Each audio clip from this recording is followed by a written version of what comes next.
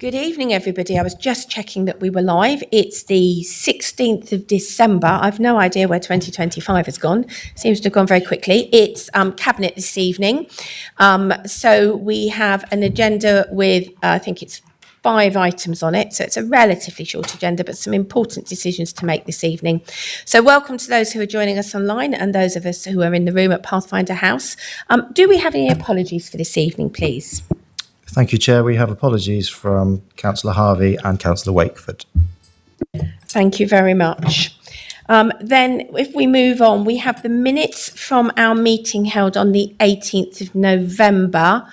If we take that one first, is there anything to do with the 18th of November minutes that anybody wishes to raise? So I'm going because I think there might be amendments for the second one.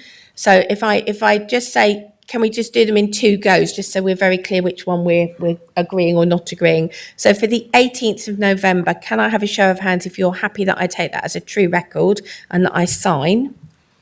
Yeah.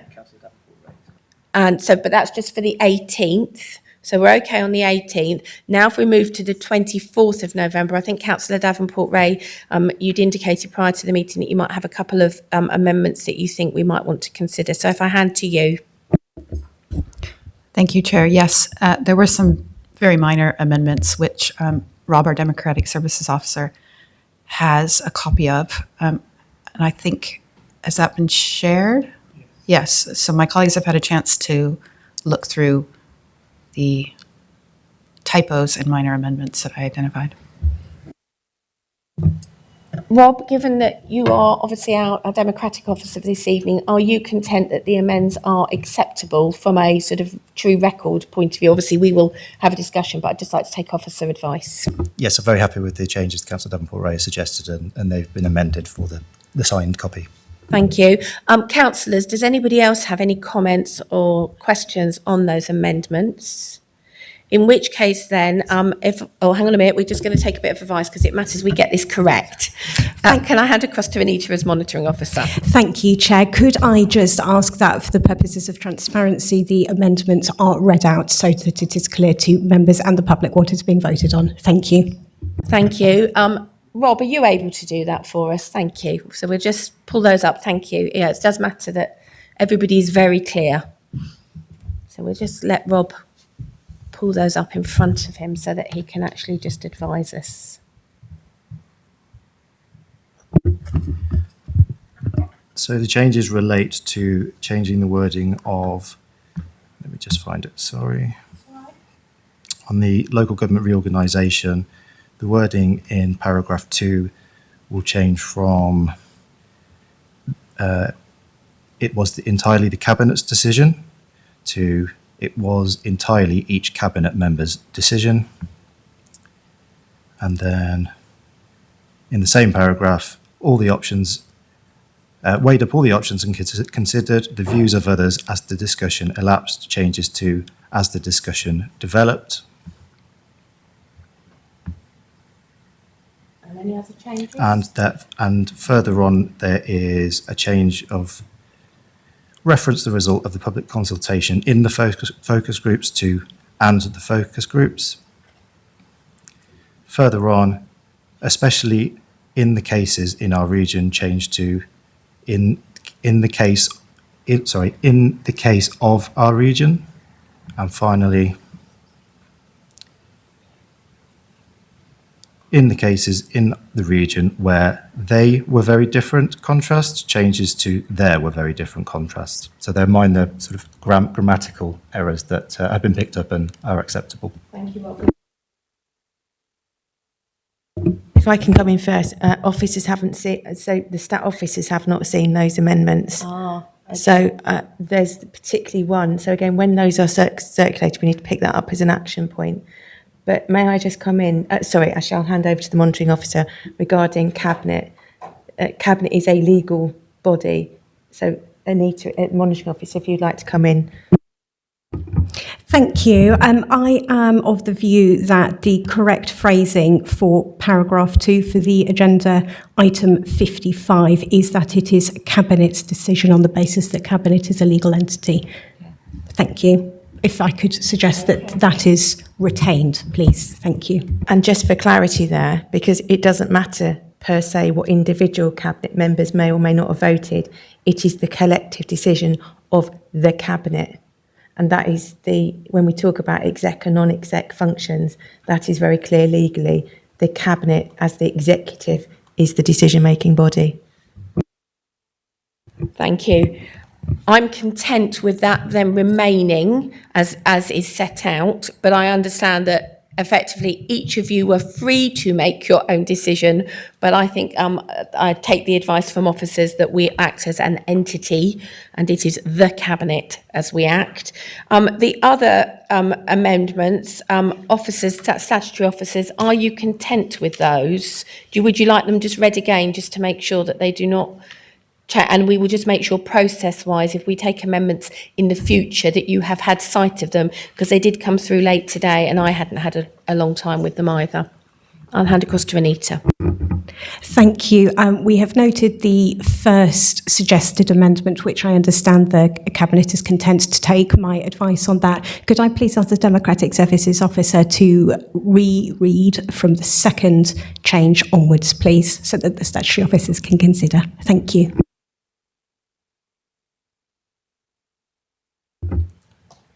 So the second change is in the second paragraph,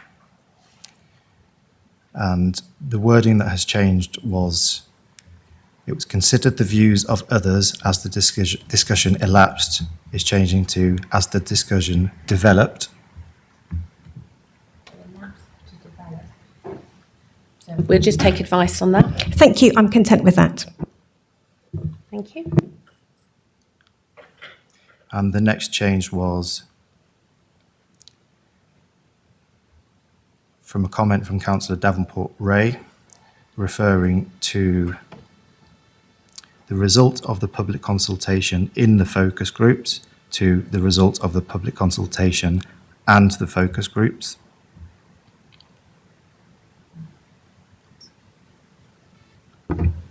Thank you. That is fine. The next suggested change was Councillor Davenport-Ray commented that multiple voices of the board of a combined authority was essential, especially in the cases in our region. Changes to especially in the case of our region. Thank you. I'm content with that. And then Councillor Davenport-Ray goes on and says, especially in the case of our region, where they were very different contrasts, changes to where there were very different contrasts. Again, can you just put your microphone on to just confirm that? Thank you. Thank you. And that last change is acceptable. Thank you, Chair. Thank you. We will make sure that if we have any amendments in the future, that we just table them early enough to make sure that all the officers have seen them so that we can take their advice, because it does matter. The transparency is absolutely essential, and so is the good governance. So thank you for that. In which case then, with those amendments as we have just agreed, so we are refusing the change for the first one, we are accepting the proposed other amendments. Can I have a show of those in favour of me signing those as a true record? Thank you. So that's approved. And so, Rob, if I'll sign them at the end, as I was going to say, but if you want to just change that, the cabinet as opposed to the each cabinet member, because that's the one that the one that we've declined to accept. That's lovely. And then I can sign those at the end. Okay. If we move on then to item 2, which is members' interests, you know how this works. So any declarations as to disclosable pecuniary, other registrable or non-registrable interest in relation to any agenda item. Does anybody have anything to declare at this stage? No declarations. Obviously, should any arise during the meeting, please just stop me and we will make a note accordingly. Thank you. Let's move on then to substantive item 3, which is the parking charges implementation of increase. This is set out in the report on pages 5 to 20. The recommendations are also clear in the report, but I'll move to having the report presented if my computer will actually allow me to. It's definitely on go slow. It thinks it ought to be Christmas already. Just remind me who's presenting this. That's Councillor Mickleborough. Councillor Mickleborough, I'm going to hand over to you, by which stage hopefully my computer has caught up and has moved its page onwards. Thank you.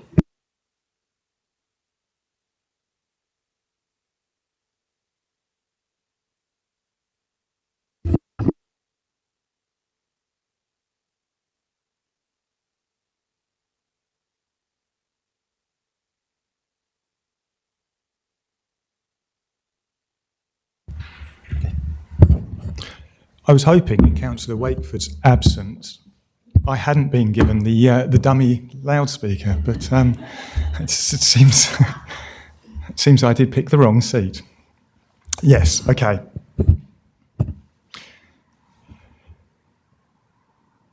I've previously made clear my commitment to clarity and accessibility when reporting on finance topics, and that's not going to change this evening. Some people can take it as trivialising an important topic, but many people find finance difficult to understand. So I present in the hope of reaching a broad audience, but I invite questions in case anyone wants to engage with the complexity. It is important to state that the decision to increase parking charges has been made. The decision before us is whether to reverse that, stay with the decision, or do something else. A budget is a prediction of the year ahead, allowing you to set boundaries with spending so that department holders can plan with a reasonable level of confidence. Each year of the joint administration, we have refined and improved the budgeting process. We've done this by starting the process earlier, which gives us time to refine options against the hypothesis of what the government settlement might be.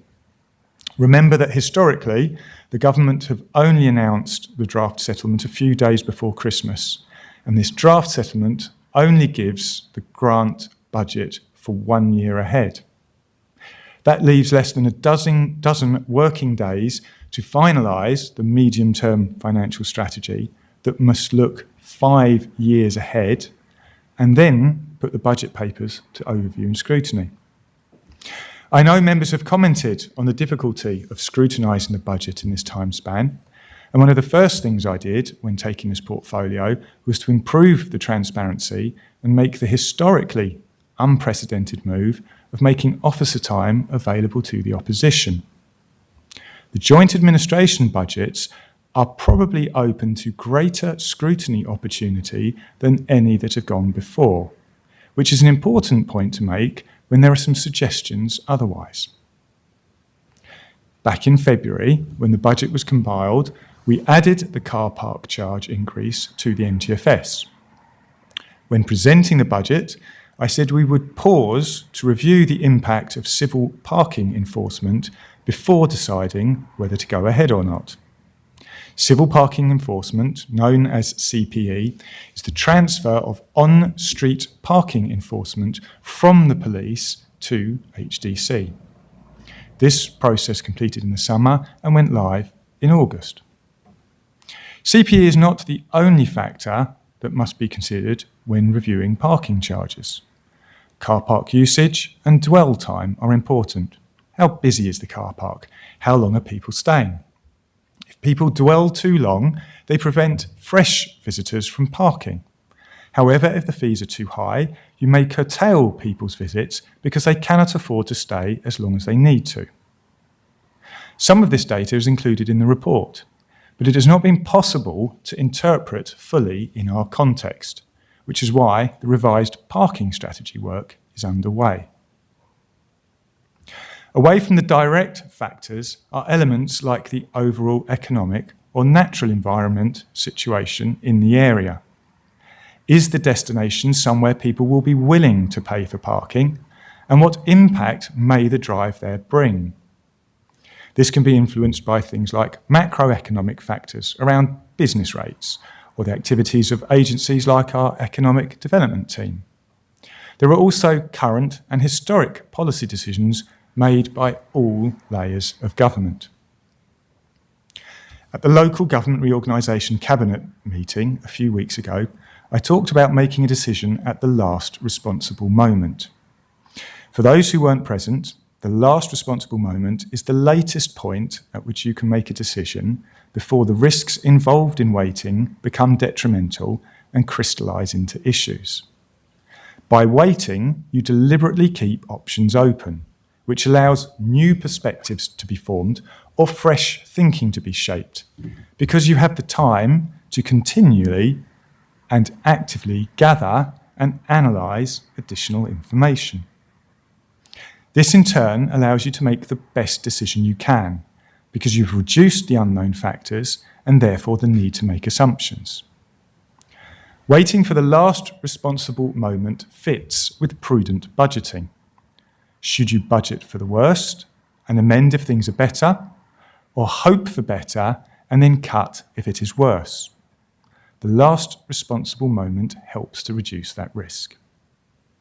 This is helpful as there are many aspects of the budget that remain hidden from us no matter how late we leave the decision. But we are now at the last responsible moment and have a decision to make. James Clear, in the book Atomic Habits, describes decisions in 3 ways. Most decisions are like hats. Try one, and if you don't like it, put it back and try another. The cost of a mistake is low, so move quickly and try on a load. Some decisions are like haircuts. You can fix a bad one, but it won't be quick, and you might look silly for a while. But don't be scared of a haircut. Try something new. If it doesn't work out, by this time next year, everyone will have moved on. A few decisions are like tattoos. Once you make them, you have to live with them. Even years later, the decision leaves its mark. The income from the charge increase is less than 1/5 of 1% of this year's revenue budget, £136,000, in a budget of £82 million, although that amount does compound over time. It feels like a hat decision. If we choose not to make the increase, we plug this year, the difference in the expected income, against underspend elsewhere, and the MTFS remains balanced by the use of reserves.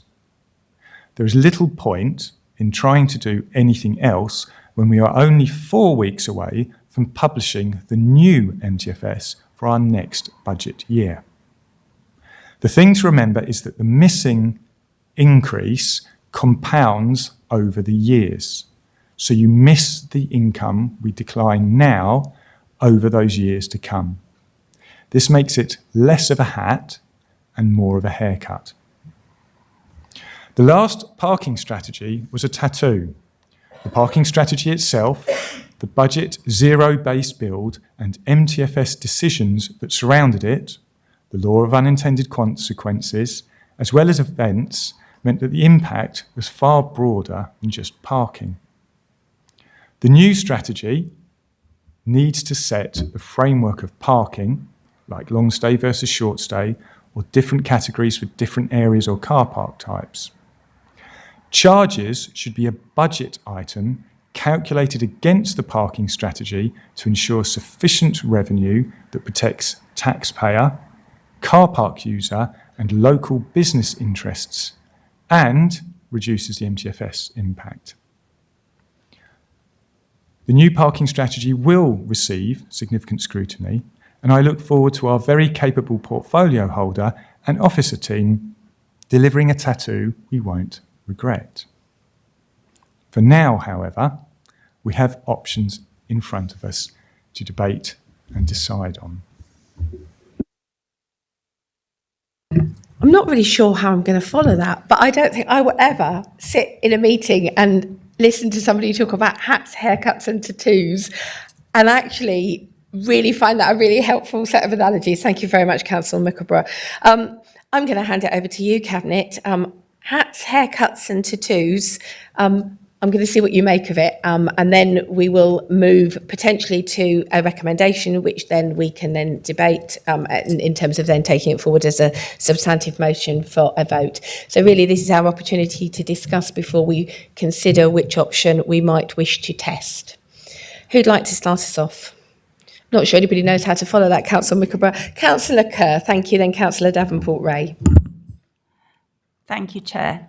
I want to thank Councillor Mickleborough for clarifying the parking strategy in relation to the parking charges, because that's what Councillor Taylor, the previous portfolio holder, was trying to clarify when we actually set the budget, which is why we never implemented it at the time.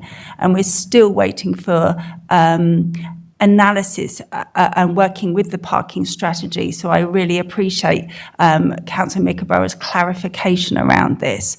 And as Councillor Taylor was keen to wait till the parking strategy was in place before any decisions about parking increases were implemented, I am carrying the same perspective, and I'm really grateful for that clarity from Councillor Mickleborough. Thank you, Councillor Kerr. Councillor Davenport-Ray. Thank you. Apologies, Councillor Mickleborough. I thought you were referring to cats instead of hats. And so I was going to remind you, cats are not just for Christmas. You can't return them, but I'm glad you meant hats instead. I think the order that we approach the subject of off-street car parking is really important. So first, we made a significant change for our communities. So we're using council staff to monitor civil on-street parking.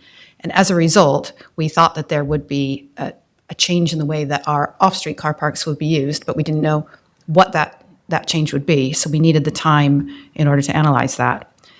Now we have the data back, which is in the report. Income from car parks has not gone down, but the increase is not as large as I thought it would be. It was a little bit of a surprise to me. The number of tickets sold has increased, but the level of income is about the same. It's also great to see in that data that there's an increase in our market town footfall, however small. I don't think that we have evidence of a correlation, but still, I think that's good news for our market towns. So now we can make a decision based on the data that wasn't available when full council agreed the budget in February 2025.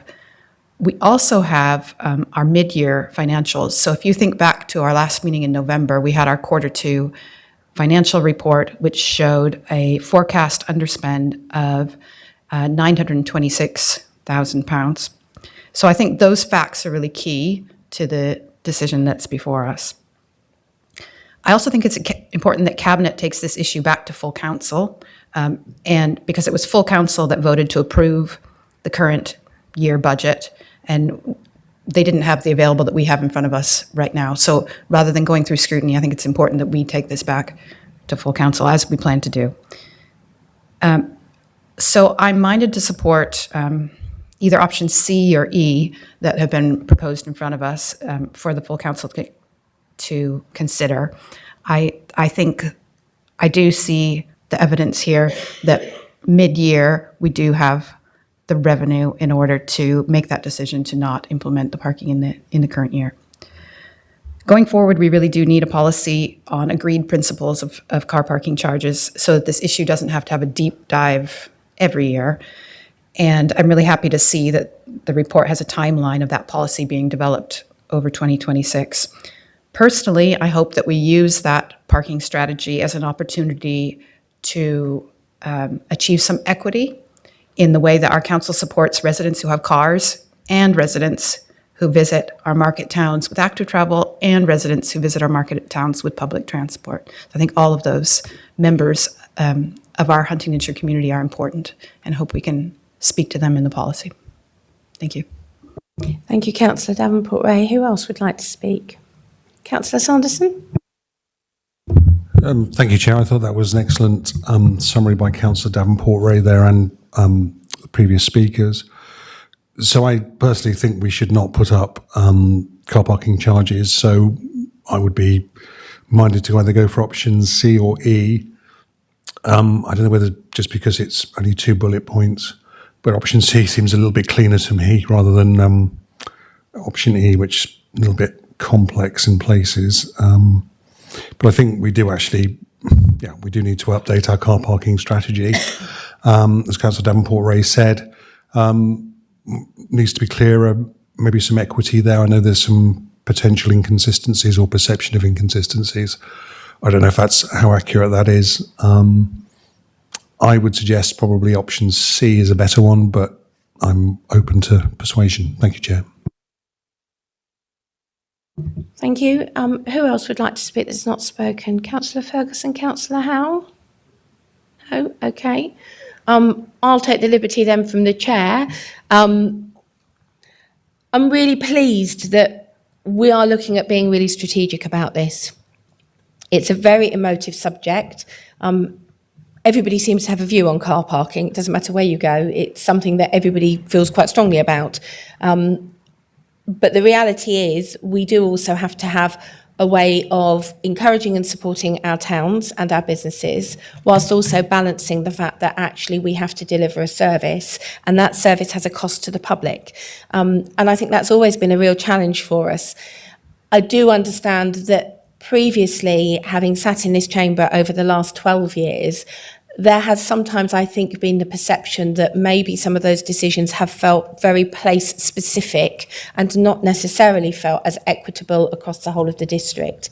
I think this is our moment to actually be able to create a strategy based on data that is forward-looking, that does look at the needs of our communities, that does balance the need for private transport and public transport, that genuinely tries to encourage people to visit our high streets, our places where people want to go and shop and spend their leisure time, because actually we do want those places to be busy. That's a real balance between something that encourages that and something that discourages. I like the idea that actually in having waited to that, what was the phrase used, Councillor Mickleborough? The last responsible moment.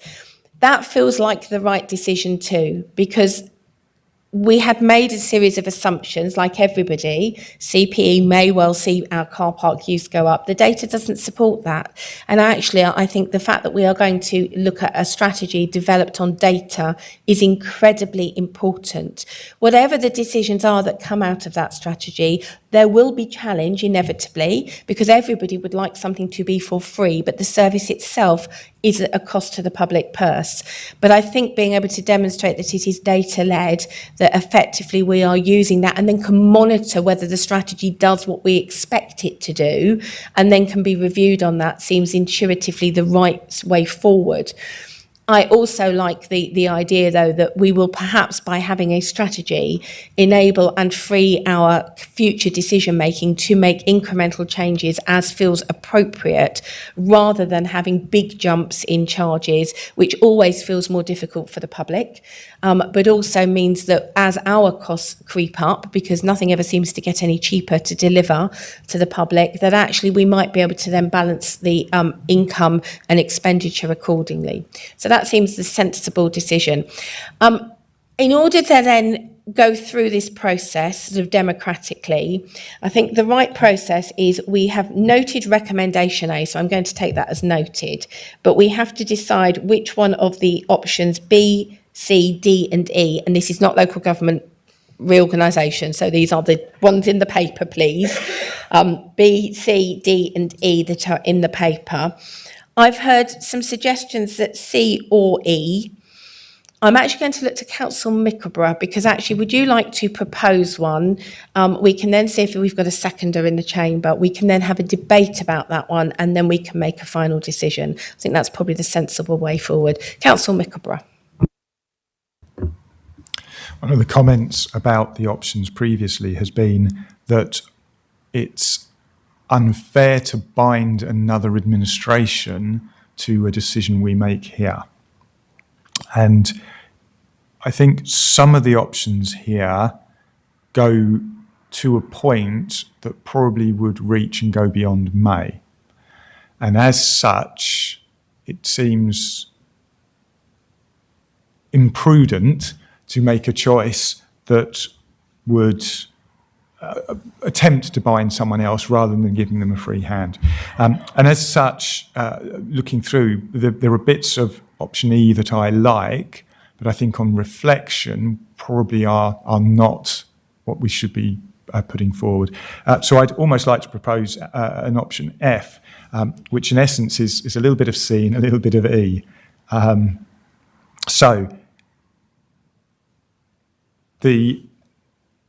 Let me read out what I think that could look like, which is that the 20p increase as set out in the MTFS should not be implemented. So the first part of E, part I. The detail of the charges will be considered and agreed in 26-27 and will be considered against an updated car parking strategy. That is, I think, a statement of fact that doesn't bind someone who follows us. I think the car parking strategy will come through, and it should then be for council scrutiny, cabinet at that point to decide what that needs to look like.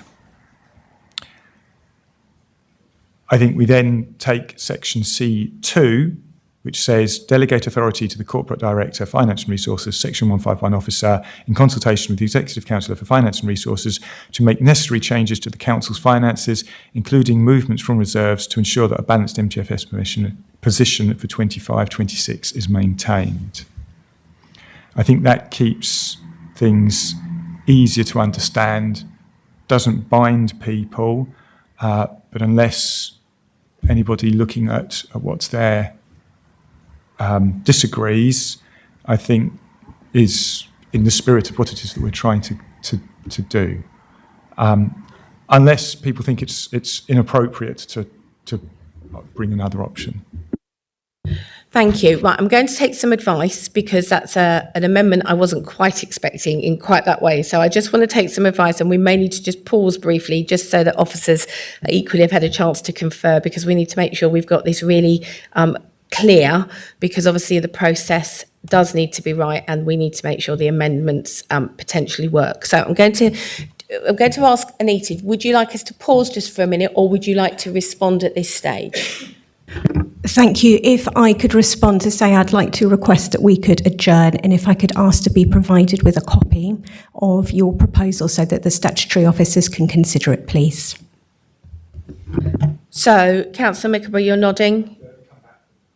Right. So in which case then I'm going... Okay, you come back on that. Thank you. So in that case, I'd rather just go with C. So I'm just looking and hearing what we've been saying and looking at what we've got as option E and thinking, if we're going to, that to me gives us a crisper way forward. If not, I would like to suggest from the budget point of view that we stick with C from a process point of view, because the difference is not material. Thank you, Chair.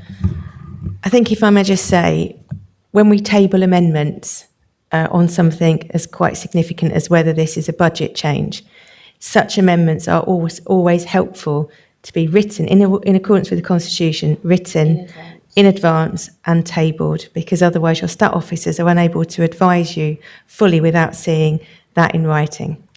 If Cabinet wish to proceed with an amendment, that's absolutely fine, but in accordance with what the monitoring officer has just advised, procedurally we will need to adjourn so that that can be printed, if you have it in a version that can be printed, tabled for everybody to see what that proposed amendment is, and the opportunity for officers to have regard to that. If you feel that actually option C does do what you need as a Cabinet to do, then we can proceed. But that is the basis of why we would need an adjournment.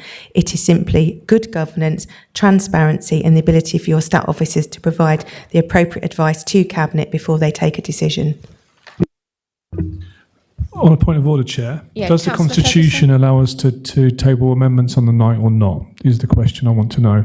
And I listen to your advice and I'm happy to take an amendment, but if our Constitution allows us to make amendments on the night, as an important democratic principle, it's important this Cabinet is allowed to do so. I personally oppose any mention of having to table amendments in advance, because sometimes amendments, as they have tonight, appear during debate, and I think it's an important democratic principle that if our Constitution allows it, that we are allowed to do it. If it requires an adjournment, then be it so. But I think if our Constitution allows it, I think we should do it.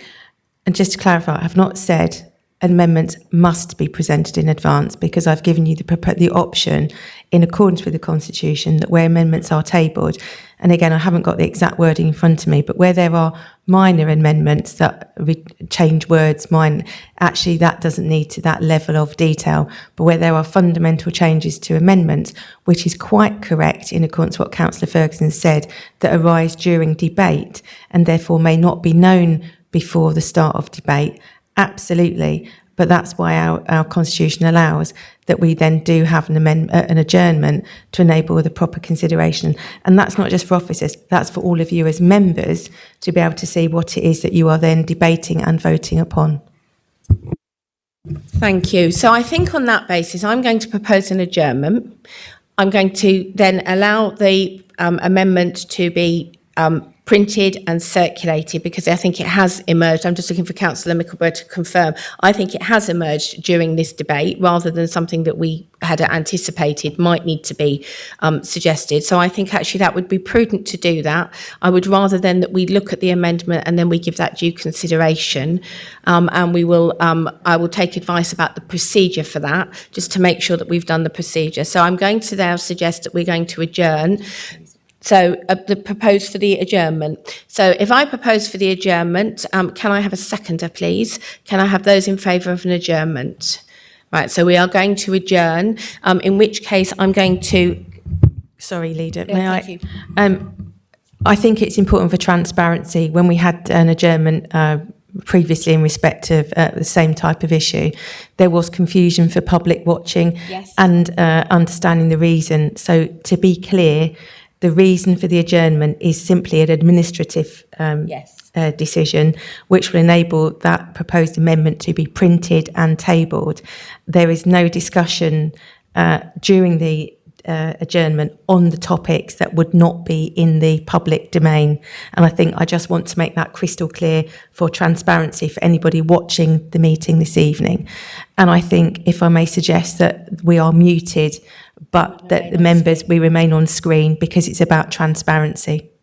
Thank you, Leader. Thank you. I think that's incredibly helpful advice. So I'm going to ask then that we move to an adjournment. So the live stream will continue, but it will continue without sound. When we reconvene, we will turn the sound back on and we will announce that we are reconvening the meeting. That should allow those at home watching and anybody present to know and understand the pattern of the meeting. So I'm going to adjourn now. It's not your sound that's gone off, as in your PC or whatever you're watching us on is still working, but we will go on to mute, and then you will hear me again when we reopen the meeting, but we will continue the live stream so that people are able to watch what's happening. Thank you very much.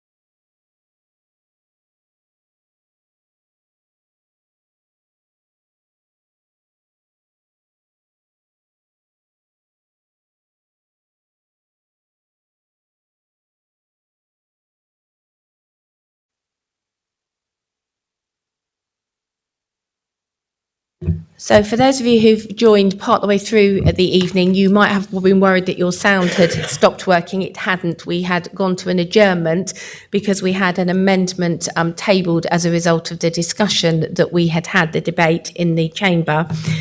That's now been produced for us by officers. So for those that wonder what we were handed, we've been handed a printed version of that so that we can all read it. So that's gone to everybody in the room. I'm going to bring in our 151 officer, Lydia, so that you can just make sure that we've had any information or advice that you think that we should have at this stage. Thank you very much. The amendment that's been recommended is an amendment that impacts on your in-year revenue budget, and therefore the wording I have slightly changed to have that transparency in the recommendation that's been made. So happy to reread the recommendation, but you do have it in front of you. Happy to take any questions for clarification if that would help. So could you please reread it just for, because I was going to say, because obviously the people at home will not have that bit of paper in front of them. And then if there are any questions, we'll pick those up. The recommendation that is being proposed is that the 20p increase as set out in the revenue budget should not be implemented in 25-26. The details of the charges will be considered and agreed in 2026 and 27 and will be considered against an updating car park strategy. Delegate authority to the Corporate Director, Finance and Resources and Section 151 Officer in consultation with the Executive Councillor for Finance and Resources to make necessary changes to the Council's finances, including movements from reserves to ensure that a balanced revenue budget position for 25-26 is maintained. So I'm just going to check and go process. Councillor Mickleborough, does that accord with what you thought you had provided, just for clarity and transparency? Yes, so it's probably worth pointing out that we would have needed to have made a change to C anyway, because C talks about the increase as set out in the MTFS as opposed to in the budget. So part of the rewording of that is a change that we would have had to have made anyhow. And I'll come back to the earlier point as well, which is that the amendment is being tabled in light of option C being easier and simpler and not binding forward, but also failing to make reference to the car park strategy side of things. So this is an attempt to put that amendment in that allows that clarity. Thank you. Does anybody have any questions for our 151 officer? Does anybody have any questions for any of our stat officers? Do any of our stat officers have anything they would like to say? Anita, would you like to give us an update? Thank you, Chair. Just to add, it would be necessary to start the amendment with the words "to recommend to Council." Thank you. So we will make the amendment that says to recommend. I've got officers typing next to me, to recommend to Council. I'm going to reread it again just for the people at home.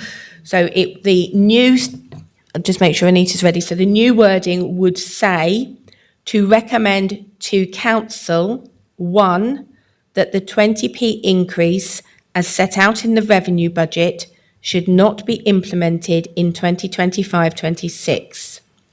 The detail of the changes will be considered and agreed in 2026. Should be charges, not changes. Sorry, just thank you. The detail of the charges will be considered and agreed in 2026-27 and will be considered against an updated car parking strategy. And then 2, delegate authority to the Corporate Director, Finance and Resources and Section 151 Officer in consultation with the Executive Councillor for Finance and Resources to make necessary changes to the Council's finances, including movements from reserves to ensure that a balanced revenue budget position for 2025-26 is maintained. Is everybody clear that that's the amendment? Officers, are you clear that that's correct? Anita? Thank you. I am clear on the wording. The position now would be that it would need a proposer and a seconder. Thank you. So I suspect I'm going to look to Councillor Mickleborough as a proposer. Can you just confirm that with your microphone, please? Yes. Thank you. And can I have a seconder, please? Councillor Kerr, thank you, to second it. So I now need a vote on that amendment as an option. Councillor Davenport-Ray, before we do that. May I ask Councillor Mickleborough a question about the amendment that's on? Yes, please do. Yeah. In the report in front of us, section 5.5 describes in order to manage pressures to the surplus generated by the service, which were not accounted for at the time of setting the budget over the MTFS period, will require political choices over where funding comes from to fill the resultant gap. And then it makes some suggestions of possible sources to fund that gap. If we're minded to support your amendment, have you thought about the question that's being asked of us in section 5.5 of the report? Councillor Mickleborough? Yes, absolutely. So as things stand at the moment, we'd be able to plug the budget gap by use of just underspend in year. So as has been announced, our Q2 finance position puts us in a positive position of around £900,000, and that would comfortably cover the shortfall that comes or from the lack of income coming from not incurring this charge increase. Thank you. Are there any more questions before we move to the amendment? Can I have a show then of those in favour of the amendment? So that's unanimous. Okay. So we are now in a position, we've already had a debate which has led to the amendment. Does anybody wish to make any further comments on the amendment now that we've agreed that we are going to make a decision towards that? Does anybody wish to have any further debate? No? In which case then, I'm going to propose the amendment as we have already read out as the substantive decision. Can I have a seconder? Can I look at Councillor Mickleborough for that? I'm just checking. Hang on a minute. Nita. Thank you. Just for clarity, we now have the substantive motion as per the recommendation, the motion that was just tabled. The chair would be required to now move to the vote with that alongside recommendation A as set out in your pack. Thank you. I was reminded of that before I started and I'd forgotten A. So we need to have A and the amendment that we have just agreed. So that's what we're going to move towards. So I'm going to propose to note A and then the recommendation as we have just discussed. Can I have, if I propose from the chair, Councillor Mickleborough to second? Okay, so we are now going to vote on that decision. Can I have a show of those in favour? So again, that's unanimous. Thank you very much. And I'm going to bring the monitoring officer back in. Thank you, Chair. I would like to clarify that because Cabinet has given a preference for an option that is contrary or not wholly in accordance with the budget as agreed in February, it must go to full council for decision. I'd like to advise Cabinet that I will circulate a report to all members of the council in line with the requirements of the Constitution. This report will be drafted by myself as monitoring officer and by the Section 151 officer. Thank you, Chair. Thank you. And can I just clarify when that will go to full council? Because we are due to meet tomorrow, and I think the meeting after that would not be until February. So just for clarity and transparency, can we just confirm which meeting we're referring to? Thank you. I intend to report tomorrow. Thank you. The timing then does mean that then we will be in a position for that information to be with councillors for tomorrow's full council meeting. Thank you. I apologise that was slightly more exciting than we had perhaps anticipated in process terms, but I do think the clarity actually in this instance has helped us and it genuinely has reflected debate. I'm just going to bring in our Chief Exec. Thank you, Leader. And just to clarify regarding the monitoring officer in Section 151 report that will be issued tomorrow morning, the officers were unable to issue that until such time as Cabinet had taken a decision. That's why the report is on the council papers with the note to say, if council did determine to implement the 20p, then that report would be withdrawn, because there would not be a requirement for council to then consider that matter. Therefore, for clarity, again, just to explain why that report can't be published any sooner, because the monitoring officer and the Section 151 didn't know what you were going to determine, and therefore can only do so tomorrow morning, having had regard to the decision taken tonight by Cabinet. And I think that's important to state that for the purpose of the minutes, but also for those who may be watching in the public and understanding the decision-making process. Thank you, Leader. Thank you. So that now moves us on to the next item this evening, which is the update on the work that we've been doing on the Ramsey Great White regeneration. Now, we had been expecting Councillor Sam Wakeford to be with us this evening, but he's been called away for other urgent business. So I believe that Mike is going to step in and present the report for us this evening. Thank you, Mike. Thank you, Chair. I'll try and keep this in Councillor Wakeford's usual succinct fashion for you. So the report that you have before you is just for noting. It provides an update to you on one of the elements of our wider Market Town programme that hasn't yet commenced into the delivery phase, specifically relating to Ramsey and improvements around the town centre.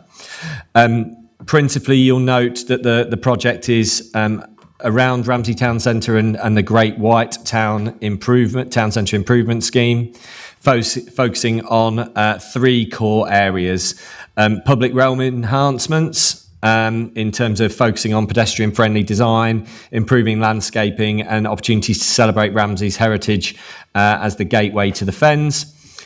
With potential to look at limited pedestrianisation of the Great White area subject to highways approval, with some alterations to ensure that appropriate disabled parking is retained and improved. Some innovative retail improvements, the development of the shop in the box concept, which has been talked about before, the creation of semi-permanent retail units that offer vibrancy, choice, that step-on space between a market stall and ultimately a formal shop unit, with that being a change to the previous concept of a large market hub, which was dropped for various engineering constraints, cost constraints and other deliverables. So the opportunity that we have here to do something different very much fits with, within the overall project that we've got.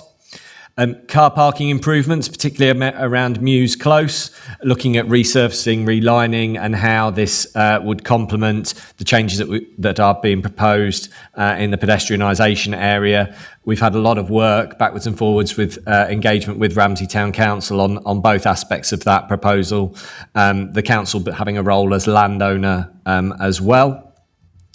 And then a complementary project around the Rivermill area in terms of creation of accessible paths to the canal, reinstatement of handrails, and how we might reuse some of the paving from the St Neots Market Square.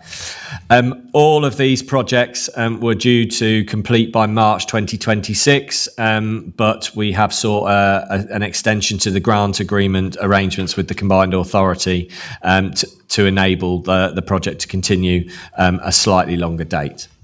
In terms of consultation feedback, you'll see that there's a large element of public consultation that's been done, and we've worked very closely with colleagues at the Town Council to bring that forward. Over 200 people attending project exhibitions and more than 300 responses submitted in response to an online consultation. And we do continue to engage with highways. You'll see at 4.3 that part of the delays in this process have been down to engagement with the Highway Authority and to enable them sufficient time to fully consider the changes that are proposed to be made.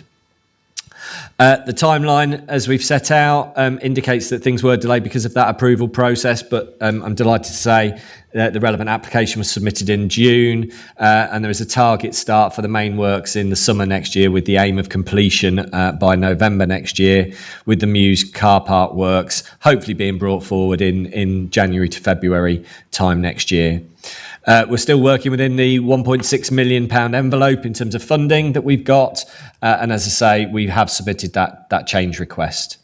So just in summary, just bringing us back round to the benefits of this project, it's looking about economic uplift and embracing and creating a stronger local trade opportunity, improving pedestrian safety and accessibility, improving heritage preservation and sustainable design of our public realm spaces. And it fundamentally is underpinned by community empowerment and that extremely close and positive working relationship that we've got with Ramsey Town Council. I'm sure Councillor Wakeford would also take this opportunity to thank the Market Towns team for their progression of this. This is the last project in the scheme that we need to get into delivery, and I'm sure that they will get us there. Thank you, Chair. Thank you for it's a really interesting report. It is to note, but would anybody like to comment? Councillor Davenport-Ray and Councillor Ferguson. I'm particularly proud of the River Mill element here. Last time we met, we discussed our environmentally sustainable design document, and this really is an example of thinking about circular economy and reuse of materials. So I'm really glad that we aren't just trying to influence other people to do those things, but that we're doing them in our own projects well. So well done to officers for making that happen. Quite right. Councillor Ferguson. It's just an observation that members from the north of the district, including those from Ramsey, showed their support for Huntingdonshire in the local government debate the other day. Especially there was a great speech from my friend Councillor Corney, who represents Ramsey, and I think it's good to see that this council, the whole council, supports all of our market towns and other towns. From my colleague from Yaxley sitting next to me, and I'm very proud that we're delivering this during the lifetime of this council, because it's an important project and we're all completely invested in the success of Ramsey and all of our towns and villages. Thank you. Very well said. And if I may, from the chair, I'm really pleased to see the fact that we have really been listening to our communities, because this has been an iterative process.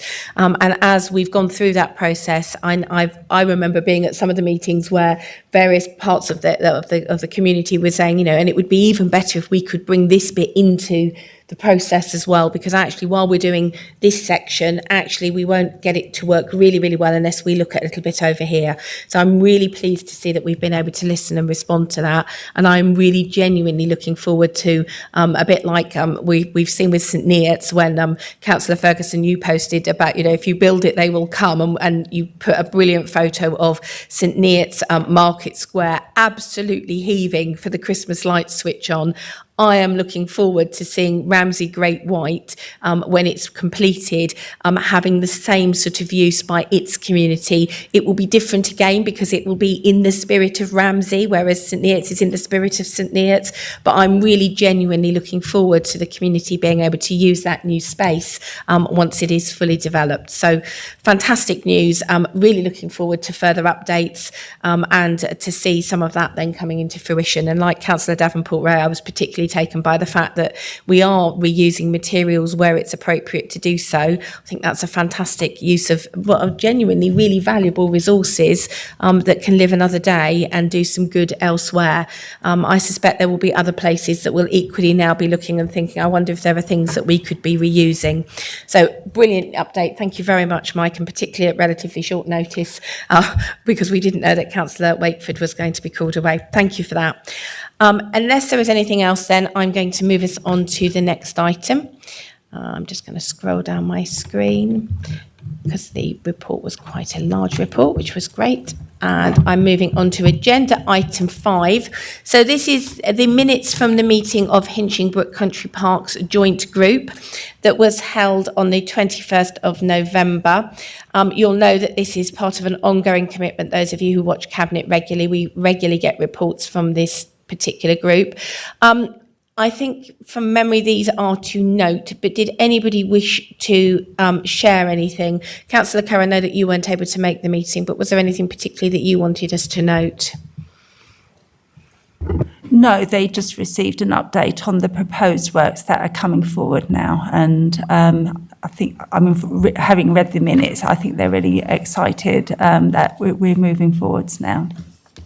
Thank you. And I had the joy at lunchtime of joining our chief exec on the all-staff briefing where we were looking back on some of the work that we've done, and we shared some of that with Cabinet. And certainly some of the work that's going to happen at Hinchingbrook Country Park with the new building is extremely exciting. But I did note that one of the photos, I believe, was a group of our users in what's the new cafe called? A box? Cafe in a box? The Cube. The Cube, that was it, the Cube. And actually a group of people beaming from ear to ear because actually that facility is on site and being used. So for those of you watching online, if you haven't yet decided when you're visiting Hinchingbrook Country Park, the answer is the Cube is there. I understand it's operational.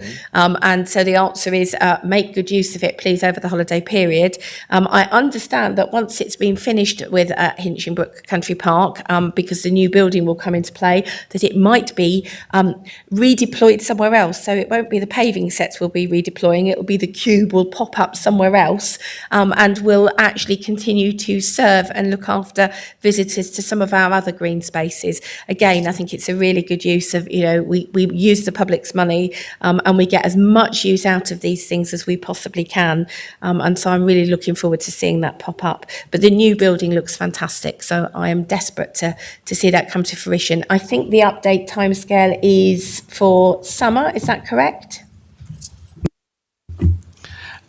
So yes, the intention is that the works will be completed by the autumn of next year. The public will start to see some work start to happen on site. We've got archaeology work that's lined up to take place early in the new year, as well as some of the initial enabling work. So hopefully January, February time, members of the public and members will start to see significant progress on site from that point onwards, and pending budget approval in February. We'll be good to go from the 1st of April. Fantastic, thank you. So that brings us to our last item this evening.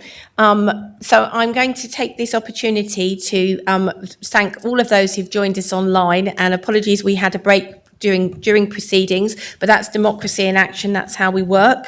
I look forward to many of you joining us tomorrow for full council. For those of us who are not able to join us for tomorrow's meeting, obviously I'm expecting the councillors and officers to be there.